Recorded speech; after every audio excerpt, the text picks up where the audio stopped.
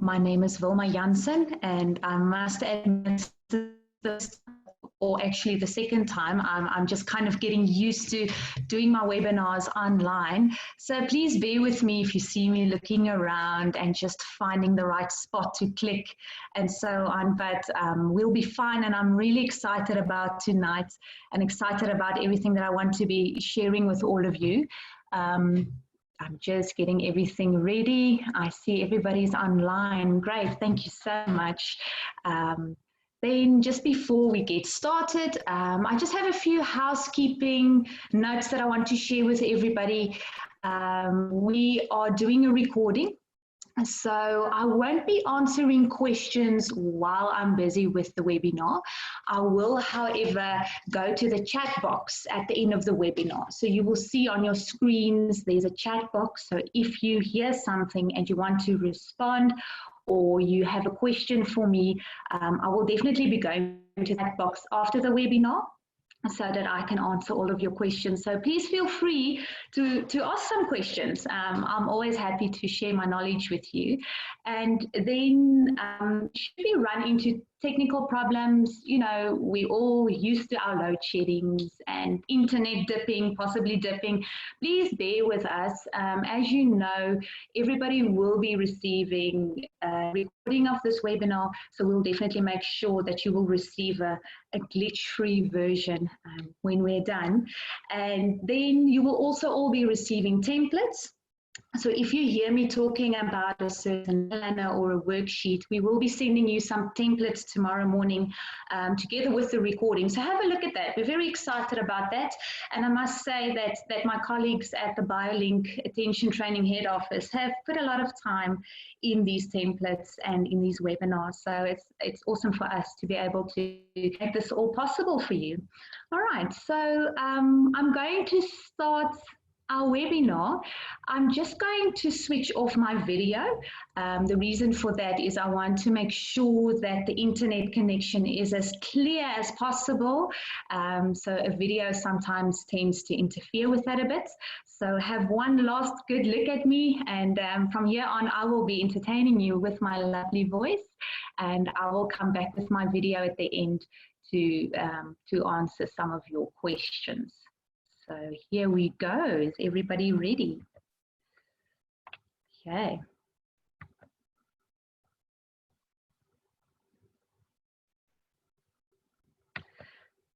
So I would just like to tell you a little bit more about myself.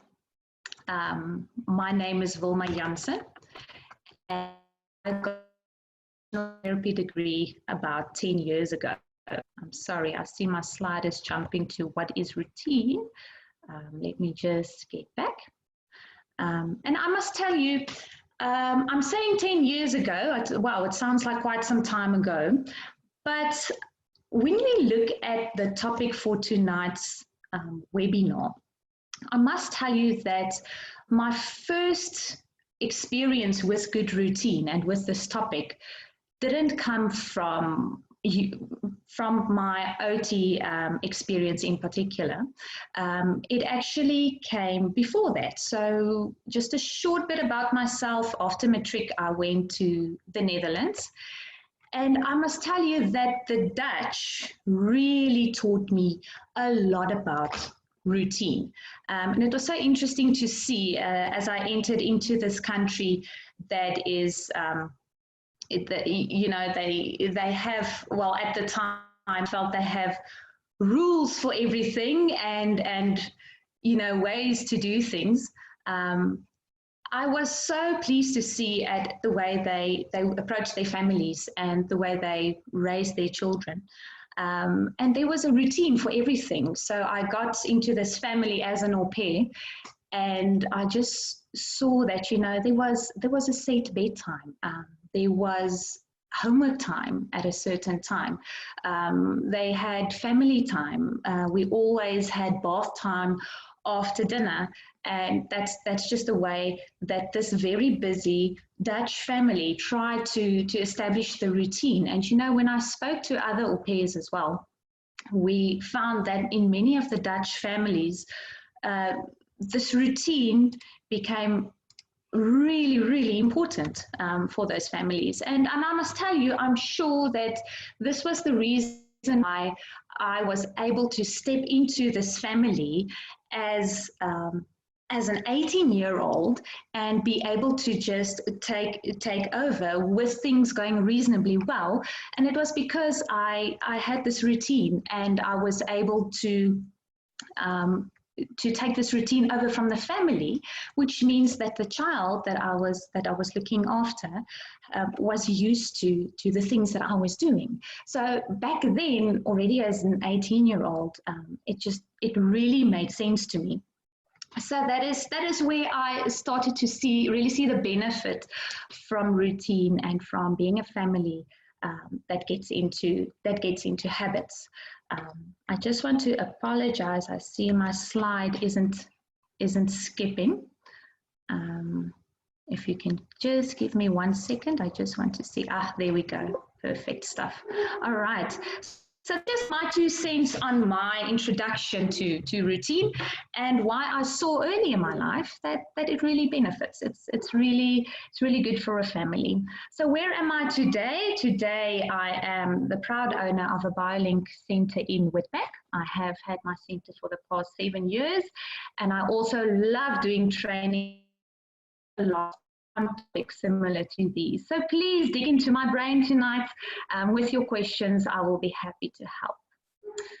So if we just start with a definition, I always like to start with, what is routine? So just the direct definition, it's a sequence of actions that are regularly followed. All right, so it just basically, and the other word that I actually want to use for routine is predictability. All right, because we all tend to think about routine as something that I have to plan to the very minute or to the very hour. And that's usually also the reason why we tend to struggle to stick to routine, isn't it? So let's use our second word for routine also tonight, which is predictability. I really like that word as well. And why are routines important? We always hear that children need routines, families need routine, but why is it so important? You know what? Routine actually becomes most important during hectic times. So often hectic times is the reason we use for not having a routine, because things are hectic and we work strange hours, we work long hours, so we don't have time to establish a routine. But let me tell you one thing, it's definitely during these times that routine becomes so important, because you know what, if you have routine, it helps you feel organized and in control. And it's really something that you must try and apply to see how it makes you feel. But it really gives a sense of being in control of my time, because hecticness can somehow make us feel like we're losing grip with our time and how we're using our time. And, if we look at research, I always like to refer back to research. Research has shown that families who follow daily routines are generally healthier families, and they are families who perform better at work and at school. And they've also seen that there are less behavioral problems in children who come from a house where they follow regular daily routines. So there definitely are a lot of benefits to practicing using a routine and to applying predictability in your family. We definitely also see that if we are in a routine, we tend to be more productive because we're more conscious of how we spend our time. And then when I look at this point, I always think about the mornings. So routine tends to decrease arguments. You'll see that the example I'm going to be using later is, choosing which outfit to use in the morning. I have a little girl, and believe you me, I try to do it the night before, otherwise I know we're going to be at least 10 minutes late. So it decreases arguments because everybody knows what is expected of them. When everyone knows how the general daily family routine works, then no one has to wonder or debate, for that matter, about what time dinner should be or what time screen time must end. because they are repetitive routines. So it can be a little bit like house rules, but if everybody knows what is expected of them, it just it causes stress, and it decreases the amount of arguments. And routines help set our body clock as well. Remember, your body clock also kind of depends on your daily habits. So if you try to go to bed at more or less the same time at night, then it will help set your body clock, and your body will also know when to start preparing for rest and for sleep. So that's really great. That's also, so if we look at our reasons, there's definitely, foundation to it, foundation to why we would like to add more routine to our day. But now let's look at our children. So why are routines important to children? You always hear teachers saying or therapists saying that, children need routine, and that's definitely true. But I just also want to explain to you why. Why do they need routine? Because it's reassuring to them. A structured family is reassuring to a child. It gives a sense of safety because there's predictability. Remember, when there's predictability for a child, it makes them feel safe. If they don't know what to expect, or if a situation suddenly changes, and I mean, you've seen this with your own children, they tend to hide behind you, or they might feel a bit stressed or anxious or unsafe. So children really like that predictability. And then this next one, the repetitive chaos, especially in the mornings, can really negatively impact performance at the school. I mean, you also know what it feels like to start your day in a chaotic way. It just kind of feels like the rest of the day is a bit chaotic as well. And the same goes for our children. If there's chaos, it usually ends in a bit of a fight. We've all been there. Mom, I forgot my book at home. Well, there's no time to turn around now. I've told you so. And you know what? We end up in those type of discussions. So the chaos really lets them start their day in a difficult way. And the same for us as well. So that's why, especially a morning routine is so important. I will be discussing the morning routine with you as well. And then if there's no solid afternoon routine, children tend to shift homework time to a later, less productive time of the day. So they tend to procrastinate their homework time until late afternoon. And that's usually the time where they're already tired or where they really don't feel like doing their homework. And, we've also seen that if they do their homeworks after 6 at night, their attention spans become shorter, so they really tire easily. But if you have a routine, we're going to talk about the homework routine as well, where you can start earlier on in the afternoon, we will definitely be accommodating their attention spans as well. And routines help us to teach responsibilities. Like my little girl, for instance, she knows that every morning when she wakes up, and every night before she eats her dinner, she feeds the dogs. And she's 5 years old, but I must tell you, she loves having this responsibility. And I've seen now that she also doesn't like it when we change or when I feed the dogs, because her responsibility actually gave her a lot of predictability for her morning and for her nighttime routine. So you can try and take these like little daily responsibilities and involve your children. Setting the table means dinner is almost ready, or running a bath means it's time to go to bath and it's time to wind down for bedtime. So take these little daily responsibilities and really see how you can divide them among the family members. And then we've spoke about the homework time. I'll get into that a bit later again. And then I would like to talk to you about the bedtime routine. Sorry for that. A good bedtime routine is not just for babies or small children, but everybody needs a calming, restful, good bedtime routine. Because if the bedtime routine does not promote calmness, bad sleeping habits can form. So this can also negatively impact school performance. I'm going to give you a few examples of the bedtime routine as well, and also give you a few ideas on how to prepare for bedtime. Okay, so as you've heard in my discussion, there are basically 3 types of routine that I would like to discuss with you this evening. There's the morning routine, and then the homework routine, and then that very important nighttime routine. So let's start with our lovely morning routine. And I think this one is the hardest for the busy family, isn't it? It's when we try to wake up and try to be fully awake once we get our day started, and it doesn't always help. Hey? So here are just a few tips to prepare for your morning routine. And one of the most important things, and I must tell you, I've been doing this, it's been my goal since the beginning of the year, is to actually see how many preparations I can already do the night before. So I can already make sandwiches the night before, or I can fill the water bottles with water the night before.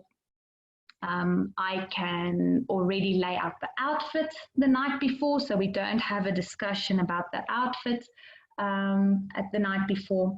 So that's really important to see how much you can do, because it sounds like little things, parents, but it really saves time. And then when you wake up your children, I always call it a friendly alarm. I mean, you know how it feels if you wake up to somebody or making really loud noises. You know, it kind of you know, starts our day off a bit hectically. So I'll try and be a friendly alarm. You know, I always say wake your child with a tickle. Most children struggle to get started in the morning, so especially if they're woken up suddenly or harshly. And if you see that your child is really a child that struggles to wake up, make sure that you start waking them up a bit earlier. Say now night light that you switch on, start with opening the door, start with making noise. If they wake up feeling calm, they'll be much more prone to fall into the routine easier. And if you have a child that really needs direction, something like a simple list of what needs to be done in the mornings can also help. It's a list that you can put up in the hallway or in the bathroom next to the bathroom mirror that tells them when you are standing at this sink, you need to wash your face, brush your hair, brush your teeth, and then only come out of the bathroom once you've done all 3 of the things on your list. So that's just an example. Especially our little ones, they tend to stick to a routine if they can actually see that there's some kind of list or a row of pictures showing them what to do. And then I've said here, no electronics. And parents, this is yes for the children. Let's not track them with the phone or the iPad this early in the morning, but this is also for you. And I've put this in here, it's because I also know myself. We have hectic lives, and sometimes in the mornings we think, you know what, let me quickly check my email. Let me quickly go onto Facebook. And we really don't always realize how much of our time goes towards that quick email or that quick Facebook. And if that causes you to have a hectic morning later on, then you know what, maybe just establish that rule that I'm not going to switch on my email or my Facebook until everybody's settled, everybody's at school, and I actually have time to do that in my morning routine. Okay, so let's try to not get sidetracked in the mornings, because it's a very chaotic time of day. And then once we get home from homework, the important thing is, like I mentioned earlier, to have a set time each day to do homework. So if you want to know what is the best time to do homework, the best time would be getting home, getting into comfortable clothes, have something to eat, and then start doing your homework. So that's usually the best time. As I mentioned, the later we do homework in the afternoon, the shorter they can focus because they're tired. The other thing I want to mention to you is try not to let them have their play time before homework time, because then that's really going to be a tough battle for you to fight. Trust me, I've experienced that. So let's start with our homework and then let our play time be really be a reward for homework that was done neatly. And then, so let's have a good look at our after school activities as well and accommodating them. You know what, your starting time for your homework will not be the same every day. I also get that, our days differ. So they might have after school activities straight after school. So that means we can only have our starting time for homework at, say, 4 o'clock. Then that's fine, because remember, our second keyword for routine is predictability. So if we have a weekly planner, then we can see on which days there are after school activities, and then it will help us determine what the planning time for homework will be. And then try to start with the most difficult subjects first, because if we let them do the most difficult subjects at the end of the afternoon, they're going to have to do it while they are already tired, which can demotivate them as well. And you know what, if we start with the most difficult tasks, we can kind of just get them out of the way before we get to the easier tasks. And then it won't be a mountain waiting for them at the end of the afternoon. And then I said short breaks. But what I want you to start applying, especially with the little ones from grade R, grade 1 onwards, when you sit down and do homework with them, try to work in time slots of 20 minutes with a short little 5-minute break. So that short break is not it's not a TV break. It's just a short break that helps them get up, have a sip of water. I always tell them, go jump on your trampoline if you have one, just move around a bit and then come back and sit again for 20 minutes. You know what, they're actually more productive if we divide their time up into 20 minutes at a time. And by doing this, we are accommodating concentration levels as well. If you have high school children, the older they get, the longer we can make these time slots. So for high school children, we recommend 30 minutes at a time with their 5-minute break. Even when they have to study for exams, the same will apply. So 20 to 30 minutes with a 5-minute break until homework is done. And then reward their homework time with a fun activity. It will keep them motivated if they know that after homework, their favorite activity will follow. And if we're all honest, our children love the TV, or they love playing their games on their electronics. So you know what, use that to your advantage. You can actually use that as a reward for homework that is done neatly. For homework that is finished, you can have your half an hour on your electronics. That is also something that we've been doing, and I really see that it works well. Because at the end of the day, our children really love their technology. So let's see how we can use it to our benefit. And then this very important one is the nighttime or the sleep routine. So like I mentioned earlier, try to pack the lunch boxes and fill the water bottles for the following day, and then pack the school bag for the following day. I've spoken to a mommy who has this really interesting system, and she calls it a launch pad that she has in her hallway. Bags for the next morning and make sure that everything is packed. So then they put it, when they're sure that everything is packed, they put it on the launch pad. So that means the school bag is ready to launch in the morning. There's nothing that must still get into the school bag except for maybe the water bottle and the lunch box. And this teaches them to prepare because the school bag can cause a lot of stress if it has to be packed in the morning and things are not organized. So that's a great idea, and I think it really helps them a lot if we get into that routine. And then the outfits, so lay out the outfits for the following day. And then the winding down time before bedtime. Now, I know that in a lot of households, this isn't established yet, and yet it is so important for our children and their busy brains to have this time to just wind down and slow down. And by winding down time, I just really mean no electronics during this time. It's always a good idea to let them bath straight before bedtime, because the hot water also helps them wind down, and natural remedies. Then lavender oil is really great for the bath time. And then reading books and gentle play will be great during the winding down time. So puzzles or coloring or doing a word puzzle or a word search before bedtime. This will really help them prepare for bed. It will help them get tired and kind of ease into the calmness that they need before they go to bed. And remember, if they have a good quality sleep before school, it'll actually have an impact on their academic performance as well. So no rough play before bed. I know our boys like to have pillow fights and play roughly before bedtime.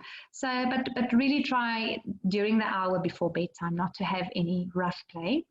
And then, of course, a set bedtime would be really, really great, because we want to teach their bodies to set the clock so that their bodies know to start preparing for sleep. So a set bedtime really helps them also to get enough hours of sleep so that they can perform the next day. So typically 8 o'clock is a good time for school-going children.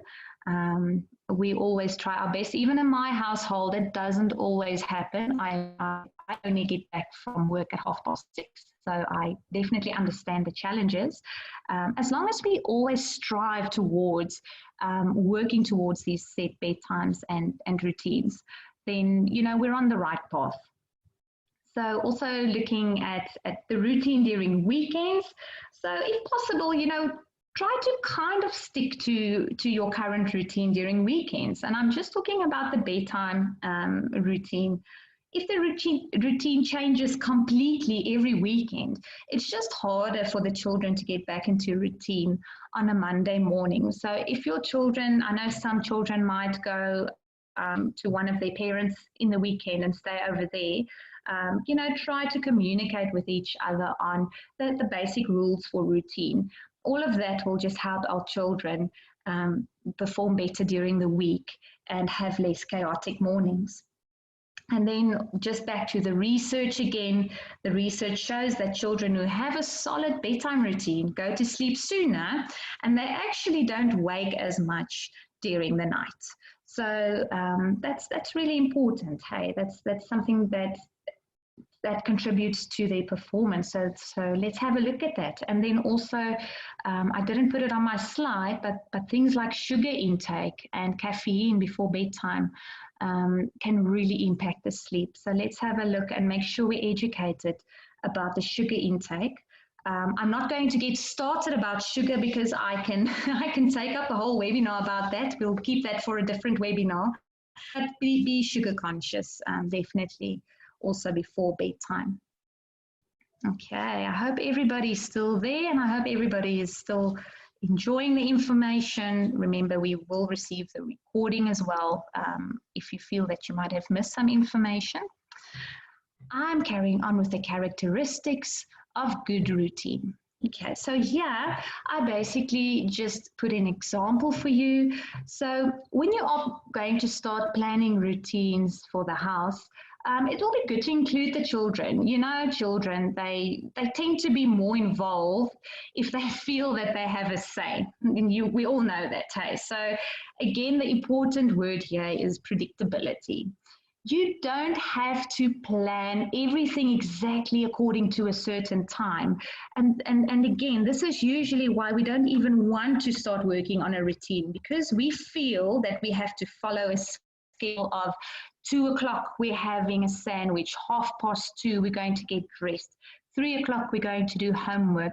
I mean, that's tough for everybody. So really don't be worried about that. Just go back to predictability.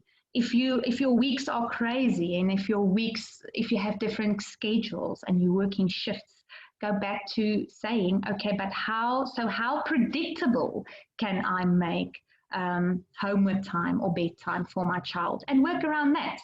So here's an example for you. You know, it's more important that there is a logical, predictable train of events than using time. So for instance, dad comes home from work, and they always know when dad comes home from work, Lucy and Brian sets the table while mom heats up the dinner. After dinner, Lucy and Brian know to check their book bags and lay out their uniforms for the following day. So when the book bags are ready to launch, the family can relax together until it is time to bath. So after bath time, it's straight to the bedroom where they can read some books or complete a word search puzzle before switching off the lights and then going to sleep. So that's just an example of what you could do. And you can see I didn't say set the table at 6 and heat up dinner at 6:15. We can move away from that, but there's still a logical and predictable train of events. And that's what the message that I'm trying to give you is, you know, just creating the predictability around what you do. And you can see that I've included the chores as well, or the responsibilities for the children as well, you know, setting the table and checking the book bags, laying out the uniforms. And you can see that those responsibilities are actually now becoming part of the evening routine. So that is what we're trying to work towards. So there we go.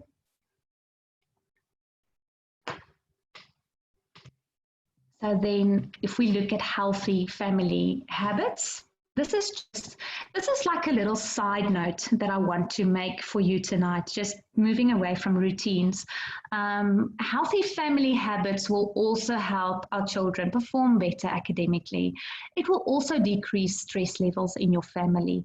And by maintaining these healthy habits, you will actually be able to get in your routine quicker than you think. Okay, so let's look at our first one. Don't procrastinate. Parents, I've put this one in here because I am a master procrastinator, and it's been one of my life goals forever. I like to leave things to the last minute, and obviously I see that my little girl likes to do that as well, because our children learn that from us. So let's be conscious about the things that we do. And let's teach our children to plan ahead. You know, and an example here is getting home from school. We're all tired. It was a long day. So, you know what, let's relax. We'll do the homework later this afternoon or later this evening. Or let's relax and let's do the project on Sunday night. As soon as you see your children getting into that habit, please discuss it with them and try to break that habit with proper planning as soon as possible.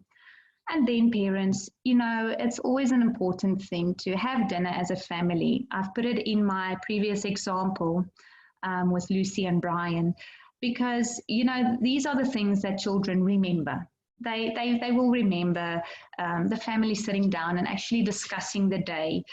We're getting into era where the TV is leading the conversation during dinner time, and we are busy families. We are hectic families, and with the busyness comes the fact that we don't have a lot of family time together anymore. So let's not waste any more time, like dinner time, and really spend that as a family. You know what? That's the time of day that your children will have to share how their day went, and you will also be updated on what's going on in their lives, and maybe share a little bit of yours. And then don't give up. And this is specifically looking back at implementing a routine. The biggest problem with implementing a routine is that families tend to give up too quickly. And I found that with myself as well. You know, we have this great routine worked out, and we've set all these goals for us as a family. And then, you know, life happens. And as soon as life happens, we tend to give up on our routine, and we just tend to say to ourselves, oh, you know what, you see, this is why I can't have a routine. my life is just too busy and things are just too unpredictable. So just don't give up, stick to your routine. If it breaks, just try again tomorrow. It will really, I'm sure you've seen tonight that it's really for the benefit of your children and of yourselves as well. So just try and stick to a routine that works for you. And remember, if the word routine doesn't work, let's go to our second word, which is predictability.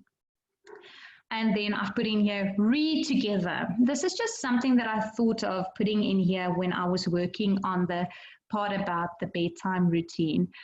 You know what, I've been reading with my little girl every night before we go to bed. It's been part of our routine. So our routine is that she has dinner, she goes and has a bath, and after the bath it's straight to bed.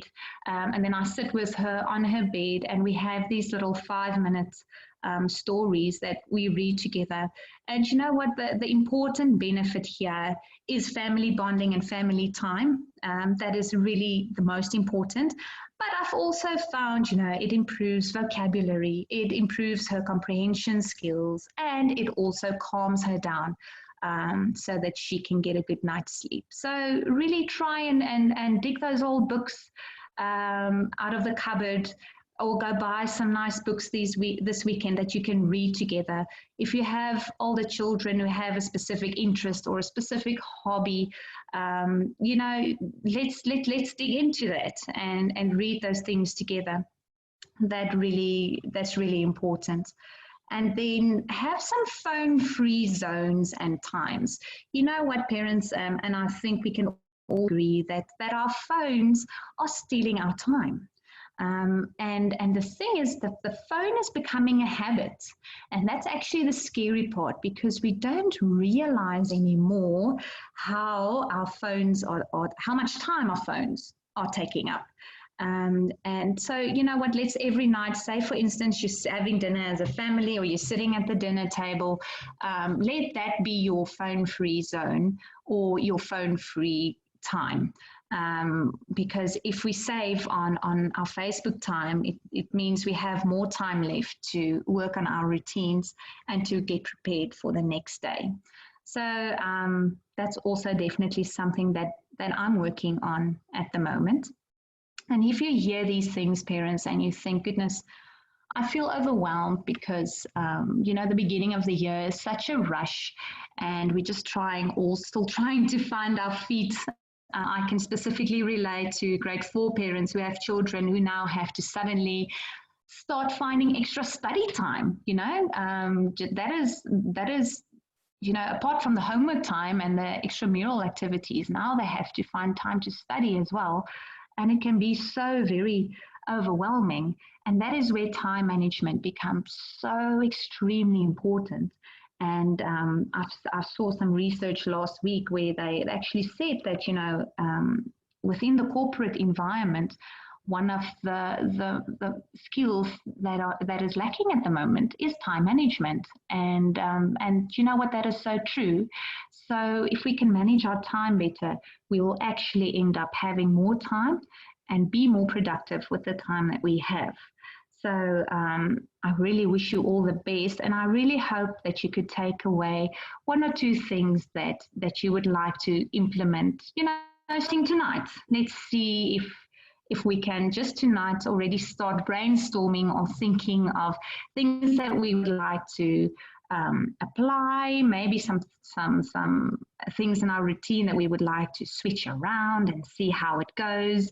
And I think it's important to communicate with your families about why you want to establish a routine, and also communicate with them, you know, why it's important to have a routine and how it can actually benefit all of us. It can benefit all of us because we're going to have a good night's sleep, because we're going to be better performers at work and at school, and the mornings won't be as chaotic as they currently are. Hey, so you can maybe share that information with them as well. Okay. I can't believe I'm already at the end of my webinar. I really enjoyed talking to everybody. So I'm just going to go to my chat box and see if there are any questions. Okay, I'm just seeing a thank you from Lazan. Okay, I see there's a question from Lizanne asking, Vilma, we are a busy family. My husband and I both work full time. Some afternoons the children stay with their grandparents. It's difficult to establish a routine because our weeks are never the same. What would you recommend? So Lizanne, thank you so much for your question. You know what, I would definitely recommend our second keyword. So if it's difficult for you to establish a routine, at least try and see how you can establish predictability. And you can definitely work with that weekly planner, because the weekly planner will just give you kind of a glance at the week ahead and see what times you have available to spend with your children and to do homework. So if it's 4 o'clock after you pick them up from granny, or 5 o'clock after you pick them up from granny, you can still kind of determine your predictability from there. You know, what's going to be the first thing we do when we get home? Let's get into comfortable clothes. Let's take 45 minutes to look at our homework with dad while mom gets dinner going, and kind of work out your predictability from there. So yes, don't feel intimidated again by wanting to attach everything to a certain time. Go to your second word, which is predictability. Okay, and I see, thank you so much, Lizanne. I see there's a question from Audrey. Audrey says, you spoke about giving them a reward in the form of their favorite activity after homework. What are your thoughts on using a sticker chart? Thank you so much for your question, Audrey. A sticker chart is definitely, it's definitely a good idea. I think it's the most popular idea when it comes to rewards. I just always say that the type of reward that you want to implement in your family must really be something that suits you as a family. So I'm a mommy who I don't always have time to print those sticker charts and to buy those stickers. So I start out wonderfully the first week and I have everything put up and the stickers are going well. And next week I just forget to print the new sticker charts. And then 1 week goes by, 2 weeks go by. And now we are without any kind of system because mom forgot to print the sticker charts. So if you can be disciplined like that, then definitely a sticker chart is great, because it also helps them to have a visual idea of their rewards, and it's also kind of a direct, immediate reward. So that works really well. But regarding the favorite activity after homework, you know, that's really something big that they look forward to, and it's sometimes just easier to apply. So that's why I named the activity. But I know of parents who have, for example, used like a little glass jar that they put on the fridge. So every time the children finish their homework and everything is neatly done, then they can put a marble or a bead in the jar. And if they have 5 marbles in their jar by Friday, then in the weekend there is a reward for them in terms of a friend coming over to play or sleep over with mom and dad, or something nice when you go to the shop. So it could really also just be as simple as that. Audrey, I really hope that answered your question. So I see those are the 2. Hi, Vilma. I also have Dutch family. I can definitely share your views about the routines. Thank you so much, Bianca. Yes, definitely. That really impressed me. And like I said, you know, I realized at an early age how important those routines can be. And I'm so glad about the learnings that I had, because also in my professional life, I could apply those learnings as well. So yes, definitely. I see that those were the questions for now. I just want to check. I see there's one more. I see Marlies says, if I see my child struggle to concentrate while doing homework, should I be worried, or is it just tiredness? Thank you so much, Marlies. You know what? Let's not immediately be worried. Tiredness can play a role, but there could be reasons for them why they could be struggling to concentrate. It could be the time of day, but it could also be because they is a concentration skill that is making it hard for them to feel tired, or where they don't feel stimulated, or even when they feel bored. And you know what? It's not the same with all children, Marlies. There could be children who tend to dream away when they're in their homework situation, where there are other children that tend to be more impulsive when they are in this homework situation. So it could differ per child. I found that it's really nice if you look at the ways that there are to measure these type of concentration skills. It's really interesting to see, what the reasons could be if you think that your child is losing concentration. Marlies, so I would definitely like to assist you with that. You're welcome to contact us. I'm going to be putting on our email address just after this slide. We have an assessment called the focus test that I've used with my own little girl, and that I also use at my center, just to kind of zoom into that situation and to see, okay, so if your child is in this repetitive situation or in this homework situation, what habits have the brain formed in order to deal with that specific situation? So I think that would be quite interesting for you to see that information. So definitely contact us. I think that is a really, really good idea, and that's really important information to have about your child. Thank you so much, Marlies. So as promised, here is our email address, parents. So if you have any questions to me or to Biolink, or if you want to know more about what we do, we will be so happy to share with you. I've put our email address over there. It's the admin@bio-link.co.za, and then our website is right at the bottom, biolinkattention.com. You're definitely welcome to go check out our website, and there will be more information on there about that assessment that I just spoke about. I really think go have a nice look at it. I really think you will be impressed with the type of information that can be measured with the new developments that we have. So please send us an email, and also let us know what you thought about the webinar and what you thought about this evening. We're really going to try and do more webinars throughout the year. And we can only do nice webinars if we have, if you have some input from you guys, and if you have ideas for topics, please let us know. Kindly send an email, and we will definitely respond to your feedback. I see there's a message from Kavari. Thanks, very informative. We'll find out more about Biolink. Thank you, Kavari. Yes, definitely let us know. Have a look at that awesome website. We have some great visuals on there, and then we will be sure to send all of you that email tomorrow morning with the recording and with some worksheets that you can use. If you need some more assistance there, also definitely let us know. Okay, thank you, Penny. Thank you so much. You just made me feel better. I'm glad, Penny, definitely. And you know what? I think the nice thing is we're realizing that we're all struggling with the same thing, hey? And as parents, we all try our best, but you know what? We're not robots. So we all just do the best we can do. Definitely hope that the information tonight really just awoke the superhero in you, and that you will be able to apply. Thank you so much, Penny.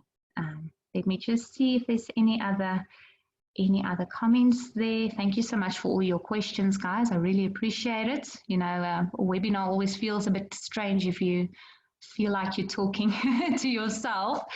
Thank you so much. Okay, parents, I see that there are no further chats in the chat box. Then I would just like to use this moment to say thank you so much for attending. I love talking to you. I hope to be talking to you again later on this year. Everybody must have a pleasant evening, and all the best with those routines. Let us know how the routines are going. Leave us a message on our Facebook page or on our emails. Let's see how everything goes. Thank you so much. Everybody have a lovely evening. That's all from me. Goodbye.